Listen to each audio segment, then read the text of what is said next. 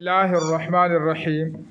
نحمدہ ونصلی ونسلم علی رسولہ الکریم۔ آج جو ہے ماشاءاللہ موسم بڑا خوشگوار ہے اور بارش برس رہی ہے، اور کتابوں کے اندر یہ بات ثابت اور ملتی ہے کہ جب آسمان سے بارش کا قطرہ ٹپکتا ہے تو ہر بارش کے قطرے کے ساتھ ایک فرشتہ آتا ہے۔ جب وہ قطرہ زمین پہ پہنچتا ہے تو وہ فرشتہ واپس چلا جاتا ہے اور دوبارہ قیامت تک اس فرشتے کو واپس آنے کی باری نہیں ملتی ہے۔ تو اس سے سب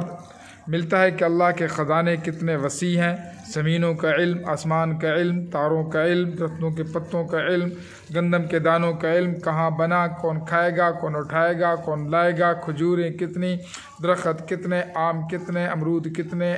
انگور کتنے، پھل کتنے، پتے کتنے، اسی طرح ریت کے ذرے کتنے، پہاڑ کتنے، سمندروں میں کتنے، آدم سے لے کے اس وقت تک کتنی بارشیں ہوئیں، کون سا قطرہ کہاں پہ گرا۔